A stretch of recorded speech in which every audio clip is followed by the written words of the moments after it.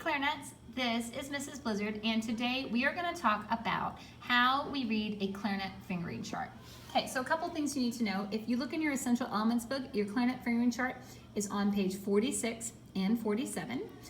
You'll go there, so if you've forgotten any of your fingerings, you can go there and you can check. They have a diagram of the clarinet, and they're showing you that this little symbol stands for your thumb keys that are on the back of the clarinet. And then it shows you each of the keys that could potentially be pushed down.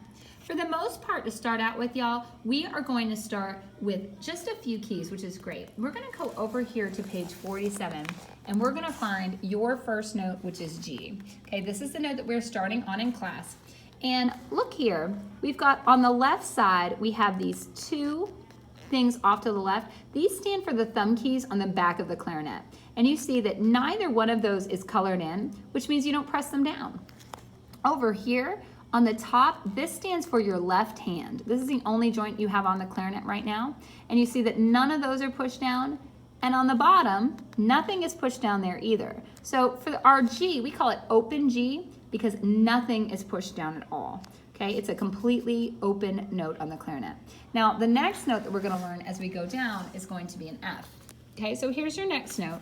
And you notice here, we have a darkened in dot. And this means that this is pressed down. This is off to the side, so this stands for our thumb key. We're going to push down the thumb key, the one that is round and open, and we're going to press that one down.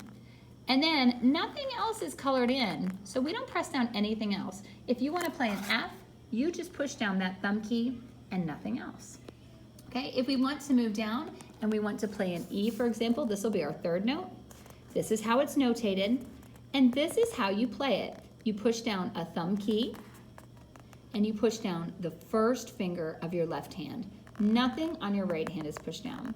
And the reason I've taken away your bottom joint is honestly, it's a really long time until you even need that joint to make the notes that we're going to play. So we just took it away so it's a little easier to play. So if you get confused, you can come back to page 46 and 47 of your Essential Elements book, and it will remind you how to play the notes that we learn in class. All right, you guys, have fun, happy practicing.